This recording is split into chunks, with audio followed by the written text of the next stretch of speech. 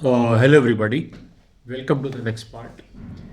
तो गाइस, अभी तक हम लोगों ने जो अपना बेस होमवर्क है वो कर लिया है, यानी कि हमने लिनक्स जो है वो इंस्टॉल कर लिया है WSL2 के ऊपर, और हमने उसको पूरे तरीके से अपडेट कर दिया है, और उसके ऊपर हमने डॉकर इंस्टॉल कर दिया है।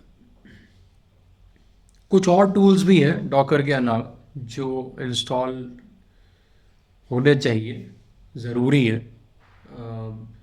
और गाइस, उनको हम बाद में इंस्टॉल कर सकते हैं। हमारे लिए जो सबसे इम्पोर्टेंट टूल था वो डॉकर था। अब गाइस, हमारे लिए सबसे इम्पोर्टेंट टूल डॉकर क्यों है, इसके बारे में तो हम अलग से एक पूरा सीरीज ऑफ लेक्चर्स बना सकते हैं। और क्योंकि हम अभी अपने बेसिक सेटअप के ओवरऑल टॉपिक से डेविएट नहीं होना चाहते, इसीलिए गाइस अभी मैं डॉकर के बारे में बात नहीं करूंगा। डॉकर के बारे में मैं एक अलग सीरीज ऑफ लेक्चर्स में बात करूंगा। ओके, तो चलिए गाइस, इसी के साथ हम आगे बढ़ते हैं अपने नेक्स्ट पार्ट की तरफ, जिससे कि हमारा जो कंप्लीट सेटअप है उसकी तरफ हम एक स्टेप और आगे बढ़ेंगे। तो गाइस, जैसा कि आपको पता है कि हम ये जो भी सेटअप कर रहे हैं ये प्राइमरली हम AI/ML डेवलपर्स के लिए कर रहे हैं। खास करके ऐसे लोग जो पाइथन में कोड करना चाहते हैं, जो सॉफ्टवेयर डेवलपर्स हैं, राइट, और जो AI/ML के प्रोजेक्ट्स पे काम कर रहे हैं जिसमें पाइथन प्रोग्रामिंग सबसे ज़्यादा यूज़ होती है गाइस। तो उसके लिए अब और क्या क्या चीज़ें हैं जिससे कि एक सॉफ्टवेयर डेवलपर का, या फिर एक AI/ML डेवलपर का, या एक डेवऑप्स इंजीनियर का, या एक MLOps इंजीनियर का जो ओवरऑल एक्सपीरियंस है, डेवलपमेंट एक्सपीरियंस, उसको एनहेंस किया जा सके, ठीक है, और उसको और भी ज़्यादा कन्वीनियंट बनाया जा सके। तो उसके लिए सबसे पहला काम तो गाइस हमें ये देखना पड़ेगा कि क्या इसके अंदर पाइथन इंस्टॉल्ड है, जो कि गाइस होती है। ओके, ये कोई क्वेश्चन नहीं है, हमें पता है कि इसके अंदर पाइथन होती है। अगर आप नहीं जानते तो मैं आपको बता दूंगा इसकी, जब आप लिनक्स की कोई डिस्ट्रीब्यूशन जो है उसे इंस्टॉल करते हैं, भले आप उसे कैसे भी करिए, आप उसे एज अ डुअल बूट करिए, या फिर आप उसे as a inside virtual environment करिए, विच इज़ वर्चुअल मशीन के करिए, या फिर आप उसे WSL पे करिए, लिनक्स के साथ ऑलरेडी पाइथन का पाइथन इंस्टॉल्ड आता है। तो गाइस, अब बस हमें ये देखना है कि पाइथन का कौन सा वर्जन है जो हमारे इस उबुंटू 24.04 के अंदर इंस्टॉल हो रखा है, जो कि उबुंटू की इस समय की लेटेस्ट डिस्ट्रीब्यूशन है, ठीक है। तो उसके लिए गाइस हम क्या करेंगे, हम एक कमांड लिखेंगे यहाँ पे, Python 3, sorry guys, Python 3 space hyphen hyphen version. तो गाइस, आप देख सकते हैं कि ये कमांड चल गई है और हमें आउटपुट भी मिल गया है, यानी कि हमारे इस लिनक्स की डिस्ट्रीब्यूशन के अंदर पाइथन का 3.12.3 वर्जन जो है वो इंस्टॉल्ड है। ओके, अगर गाइस पाइथन इंस्टॉल्ड ना होता तो ये कमांड लिखते ही नीचे हमें एक एरर मैसेज मिल जाता कि कमांड नॉट फाउंड, या इस तरीके की कोई चीज़ हमें मिलती, तो उससे समझ में आ जाता कि लिनक्स के अंदर पाइथन इंस्टॉल्ड नहीं है। लेकिन गाइस, हमने जैसे ही पाइथन 3 करके एक कमांड रन करी तो उसने फ़ौरन हमें एक आउटपुट दे दिया कि इसके अंदर पाइथन 3.12.3 पड़ा हुआ है। So that's a good news, क्योंकि हमें एक स्टेप एक्स्ट्रा नहीं करना पड़ेगा, और वो है पाइथन को इंस्टॉल करने का स्टेप, राइट। तो गाइज, अब नेक्स्ट स्टेप क्या है? देखिए गाइज, अब नेक्स्ट स्टेप सबसे पहला तो ये है कि हम पाइथन से रिलेटेड कुछ और यूटिलिटीज़ हैं जिनको इंस्टॉल करेंगे, ठीक है। और गाइज, उसमें से जो सबसे पहली यूटिलिटी है जो हम पाइथन के लिए इंस्टॉल करेंगे वो है गाइज वर्चुअल एनवायरनमेंट, ठीक है। तो परेशान मत होइए, ये वर्चुअल एनवायरनमेंट हमारे WSL वाला वर्चुअल एनवायरनमेंट नहीं है, ये पाइथन के वर्चुअल एनवायरनमेंट की बात कर रहा हूँ मैं यहाँ पे। ठीक है। तो गाइज अभी आप आगे देखेंगे कि ये जो वर्चुअलाइजेशन का कॉन्सेप्ट है वो बहुत सारे लेवल्स पे किया जा सकता है। ठीक है। आप वर्चुअलाइजेशन को हार्डवेयर लेवल पे भी कर सकते हो।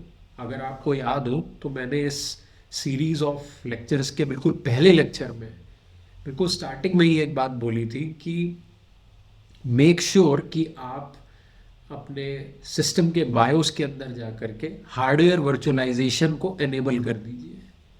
ठीक है। तो गाइस हार्डवेयर लेवल पे भी वर्चुअलाइजेशन हो रहा है। तो अब आप मेरे से पूछोगे कि ये वर्चुअलाइजेशन होती क्या चीज़ है, what do you mean by virtualization. ठीक है। तो गाइस वर्चुअलाइजेशन का मतलब ये होता है कि एक ही रिसोर्स को, जो कि हार्डवेयर रिसोर्स भी हो सकता है और सॉफ्टवेयर रिसोर्स भी हो सकता है, एक ही रिसोर्स को एक ही समय पर कॉन्करेंटली अलग अलग तरीके से इस्तेमाल करना। ठीक है। उसको वर्चुअलाइजेशन कहते हैं गाइस। ये मैं बिल्कुल सिंपलिस्टिक डेफिनेशन बता रहा हूँ, हालांकि वर्चुअलाइजेशन की बिल्कुल जो प्रॉपर डेफिनेशन है वो ये नहीं है। It's a very technical definition. लेकिन अगर बिल्कुल आसान भाषा में बताना हो तो ये कुछ ऐसा है गाइस कि किसी भी कंप्यूटर के हार्डवेयर और सॉफ्टवेयर रिसोर्सेस को एक ही समय पर अलग अलग जगहों पे अलग अलग तरीके से इस्तेमाल करना, उसको वर्चुअलाइजेशन कहते हैं। ठीक है। जैसे कि गाइस अगर हम बात करें WSL के ऊपर जो हमने लिनक्स इंस्टॉल किया है, अगर हम उसकी बात करें तो गाइस ये अपने आप में एक बहुत ही चौंकाने वाली बात है कि एक ही कंप्यूटर के अंदर एक ही हार्डवेयर के ऊपर यानी कि एक ही हार्ड ड्राइव के ऊपर एक ही समय पर दो ऑपरेटिंग सिस्टम कैसे कोएग्जिस्ट कर पा रहे हैं। ठीक है। तो गाइस ये वर्चुअलाइजेशन की वजह से कोएग्जिस्ट कर पा रहे हैं। ठीक है। यानी कि एक ही समय पर एक ही मशीन के अंदर एक ही हार्डवेयर को आप एक ही समय पर अलग अलग तरीकों से यूज कर पा रहे हो। That is what virtualization is, right. तो गाइस हार्डवेयर लेवल पे भी वर्चुअलाइजेशन होता है, जो कि आपको दिख रहा है होते हुए गाइस कि हम अपनी एक ही हार्ड ड्राइव के अंदर एक ही समय पर दो ऑपरेटिंग सिस्टम हमारे को एग्जिस्ट कर रहे हैं। तो गाइस ये वर्चुअलाइजेशन की वजह से हो पा रहा है। ठीक है। Hardware virtualization. उसी तरीके से गाइस आप सॉफ्टवेयर वर्चुअलाइजेशन भी कर सकते हो। ठीक है। तो सॉफ्टवेयर वर्चुअलाइजेशन में क्या होता है बेसिकली, तो गाइस आप ऐसा समझ लीजिए कि लेट्स से अगर हम चाहते हैं कि हमारी एक ही मशीन के अंदर यानी कि एक ही लैपटॉप के अंदर एक ही समय पर पाइथन के मल्टीपल वर्जन्स को एग्जिस्ट कर जाए, तो गाइस वो क्या हो जाएगा, वो सॉफ्टवेयर लेवल में वर्चुअलाइजेशन हो जाएगा। या फिर आप ये कह लीजिए कि हमारी एक ही मशीन के अंदर एक ही समय पर एक ही सॉफ्टवेयर के मल्टीपल वर्जन्स एक साथ इंस्टॉल हो सकते हैं और वो एक साथ को एग्जिस्ट भी कर रहे हैं, यानी कि उनके बीच में किसी भी तरीके का क्लैश नहीं हो रहा है। ठीक है। तो गाइस इसे आप क्या कहेंगे, सॉफ्टवेयर लेवल पे वर्चुअलाइजेशन हो रहा है। It is the virtualization at software level. ये कुछ ऐसा है, अगर मैं इसको और सिंपल लैंग्वेज में समझाना चाहूँ तो गाइस ये कुछ ऐसा है कि लेट्स से आपने अपने कंप्यूटर के अंदर एक ही समय पर वर्ड का, माइक्रोसॉफ्ट वर्ड का लेट्स से 2014 वर्जन भी इंस्टॉल कर रखा है, 2016 भी इंस्टॉल कर रखा है एंड 2018 भी इंस्टॉल कर रखा है। ठीक है। एक ही मशीन के अंदर। ठीक है। तो ये सुनने में आपको बड़ी नॉर्मल सी बात लग रही होगी, लेकिन गाइज आप भी ये बात जानते हैं कि कुछ सॉफ्टवेयर ऐसे होते हैं जो एक ही मशीन के अंदर एक ही वर्जन इंस्टॉल करना अलाउ करते हैं। आप उनके मल्टीपल वर्जन इंस्टॉल करके नहीं रख सकते अपने कंप्यूटर के अंदर। आपने देखा होगा बहुत सारे सॉफ्टवेयर ऐसे होते हैं कि मान लीजिए आपने उसका कोई एक वर्जन अपने कंप्यूटर के अंदर इंस्टॉल किया हुआ है और अब आप उस सॉफ्टवेयर का चाहते हैं कि आपके कंप्यूटर के अंदर पुराना वर्जन भी रहे और नया वर्जन भी रहे जो आप इंस्टॉल करने वाले हैं। लेकिन जब आप नया वर्जन इंस्टॉल करने की कोशिश करते हैं गाइस तो सॉफ्टवेयर क्या करता है, वो सॉफ्टवेयर डिटेक्ट कर लेता है कि आपके कंप्यूटर में एक पुराना वर्जन भी इंस्टॉल हो रखा है, और फिर वो कहता है कि जब तक आप इसे अनइंस्टॉल नहीं करेंगे तब तक नया वर्जन इसका इंस्टॉल नहीं होगा। लेकिन गाइस अब आपके सामने प्रॉब्लम है कि कुछ ऐसे सर्कमस्टेंसेस क्रिएट हो गए कि कुछ चीज़ें, कुछ फीचर्स ऐसे हैं जो सॉफ्टवेयर के पुराने वर्जन में अच्छे थे, और कुछ फीचर ऐसे हैं जो सॉफ्टवेयर के नए वर्जन में अच्छे हैं। अब आप दोनों ही वर्जन्स को एक साथ अपनी मशीन के अंदर इंस्टॉल करके रखना चाहते हो, but the problem is that कि ऐसा हो नहीं पा रहा है, क्योंकि जैसे ही आप नए वर्जन इंस्टॉल करने की कोशिश करते हो वो पुराने वर्जन को डिटेक्ट कर लेता है और वो कहता है कि पहले आप इसको हटाइए तब नया वर्जन इंस्टॉल होगा, ऐसे नहीं होगा इंस्टॉल। तो गाइस इसका मतलब यहाँ पे वर्चुअलाइजेशन नहीं हो पा रहा है। लेकिन गाइस कमाल की बात ये है कि अभी हम कुछ ऐसे टूल्स इंस्टॉल करने जा रहे हैं लिनक्स के अंदर जिसकी मदद से सॉफ्टवेयर लेवल पे डेवलपमेंट एनवायरनमेंट के अंदर हम एक बहुत ही अच्छा अमाउंट ऑफ वर्चुअलाइजेशन अचीव कर सकते हैं। तो ये कुछ ऐसा है गाइस कि जैसे कि आप देख सकते हैं कि अभी हमारे लिनक्स के अंदर पाइथन का कौन सा वर्जन इंस्टॉल्ड है, 3.12.3 वर्जन इंस्टॉल्ड है गाइस। ठीक है, लेकिन अभी आप देखेंगे कि हम क्या करेंगे गाइस, हम एक यूटिलिटी इंस्टॉल करेंगे या फिर आप कह लीजिए एक टूल किट इंस्टॉल करेंगे या एक टूल इंस्टॉल करेंगे जिसको बोला जाता है पाइथन वर्चुअल एनवायरनमेंट। तो गाइस वो क्या करेगा कि वो हमें ये फैसिलिटी प्रोवाइड कराएगा कि हम अपनी एक ही मशीन के अंदर एक ही समय पर अलग अलग जगहों पे पाइथन के अलग अलग वर्जन्स एक साथ इंस्टॉल करके रख सकते हैं और वो आपस में एक दूसरे को क्लैश भी नहीं करेंगे। ये तो बहुत ही शानदार चीज़ है। ठीक है, लेकिन आप कहेंगे कि सुनने में तो काफ़ी अच्छा लगता है, बट इसके बेनिफिट्स क्या है, हम ऐसा करना ही क्यों चाहेंगे? अगर कोई सॉफ्टवेयर डेवलपर है तो ऐसा क्यों करना चाहेगा कि वो एक ही मशीन के अंदर एक ही समय पर पाइथन के अलग अलग वर्जन्स को एक साथ को एग्जिस्ट करा करके इंस्टॉल करना चाहेगा, राइट? तो गाइस इसके जो रीजंस हैं वो हम बाद में डिस्कस करेंगे, लेकिन ये बहुत ही यूजफुल चीज़ है जो डेवलपमेंट में बहुत हेल्प करती है। ओके, तो गाइज अभी हम वही सेम चीज़ करने जा रहे हैं। तो उसके लिए हम क्या करेंगे गाइज, क्योंकि ये भी एक आप कह लीजिए सॉफ्टवेयर ही है जो हम इंस्टॉल करने जा रहे हैं। ठीक है, तो जाहिर सी बात है कि हमें पता है कि लिनक्स में किसी भी चीज़ को इंस्टॉल करने के दो तरीके होते हैं और जो सबसे कन्वीनियंट वे है वो आप जानते हैं, दैट इज़ APT। ठीक है, APT रेपोजिटरी के थ्रू। तो गाइज वही चीज़ अब मैं करने जा रहा हूँ, sudo apt get install। ठीक है, तो गाइज अब आप देख सकते हैं छोटा सा चेंज, यहाँ पे मैं इंस्टॉल कमांड यूज़ कर रहा हूँ apt get की, और sudo आपको पता ही है कि मैं क्यों यूज़ कर रहा हूँ। तो sudo apt get install python 3 hyphen venv, यानी कि पाइथन 3 का वर्चुअल एनवायरनमेंट।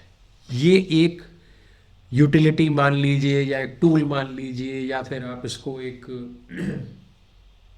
किसी तरीके का सॉफ्टवेयर मान लीजिए जिसकी मदद से हम एक ही मशीन के अंदर एक ही समय पर बहुत सारे पाइथन लैंग्वेजेस के अलग अलग वर्जन के एनवायरनमेंट्स क्रिएट करके रख सकते हैं, वर्चुअल एनवायरनमेंट्स, VENVs। VENV की फुल फॉर्म हुई, V stands for virtual, ENV की फुल फॉर्म हुई एनवायरनमेंट्स। तो गाइज इस सॉफ्टवेयर का नाम है पाइथन 3 VENV। ठीक है, चलिए गाइज हम इसको इंस्टॉल करते हैं। जैसा कि आप देख सकते हैं गाइज कि ये पासवर्ड मांग रहा है, तो पासवर्ड डाल लीजिए।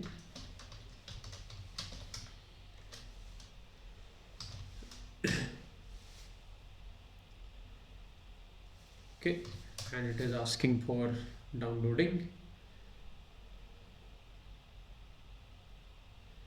तो गाइज इस तरीके से हमारा जो पाइथन का वर्चुअल एनवायरनमेंट है वो इंस्टॉल हो चुका है लिनक्स के अंदर। ठीक है, अब गाइज हमें एक और चीज़ इंस्टॉल करनी पड़ेगी, और अगर मैं उसका नाम लूँगा तो आपको समझ में आ जाएगा कि हम वो क्यों इंस्टॉल करना चाहते हैं। और गाइज वो है पिप। ठीक है, तो गाइज आपको अच्छे से पता होगा कि पाइथन में जब भी आपको कोई लाइब्रेरी इंस्टॉल करनी होती है पाइथन लैंग्वेज की, जैसे कि कुछ डोमिनेंट लाइब्रेरीज अगर मैं आपको बताऊं जो कि मशीन लर्निंग और AI में यूज़ होती है, वो क्या है, जैसे कि गाइस पेंडास है, नमपाई है, टेंसर फ्लो है, केरास है, पायटॉर्च है, ये कुछ इंपॉर्टेंट लाइब्रेरीज हैं जो पाइथन में यूज़ करते हैं।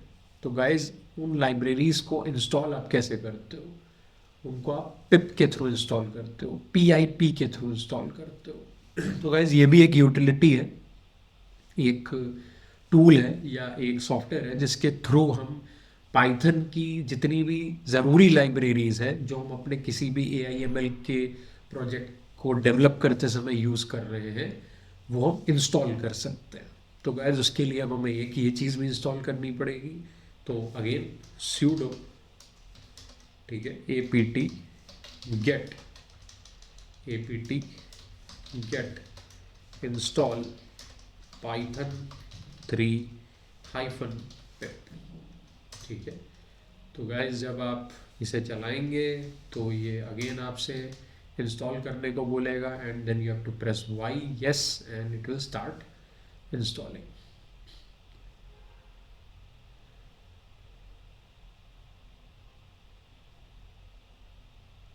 ओके, तो थोड़ा सा लंबा प्रोसेस है इसका क्योंकि ये काफ़ी सारी चीज़ें इंस्टॉल करता है गाइस। तो जस्ट वेट एंड वॉच। और गाइस पिन भी हमारा इंस्टॉल हो गया, ठीक है।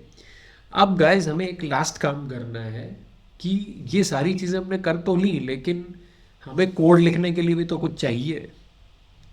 हम कहीं ना कहीं तो अपना कोड लिखेंगे ना, मतलब पाइथन का जो कोड है वो हम कहीं ना कहीं तो लिखेंगे, ठीक है।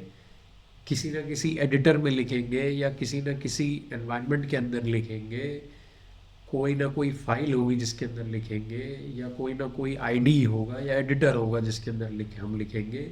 जैसे गाइस C++ का कोड अलग अलग स्टूडेंट्स अलग अलग प्लेटफॉर्म्स पे लिखते हैं, जैसे कि Notepad++ हो गया, ठीक है, जैसे कि VS कोड हो गया, जैसे कि आप कह लीजिए कोड ब्लॉक्स हो गया, ठीक है, जैसे कि फॉर एग्जांपल टर्बो सी हो गया, ठीक है।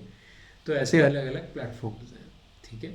तो उसी तरीके से पाइथन का कोड भी तो आप कहीं ना कहीं लिखोगे ना, ठीक है। तो गाइज आपको ऑब्वियस सी बात है, इस बात का हिंट तो मिल ही गया होगा कि आज के समय में जो सबसे ज़्यादा मोस्ट डोमिनेंट प्लेटफॉर्म है कोडिंग करने के लिए किसी भी लैंग्वेज पे वो VS कोड है। तो गाइज हम अब क्या करेंगे, हम VS कोड करेंगे इंस्टॉल।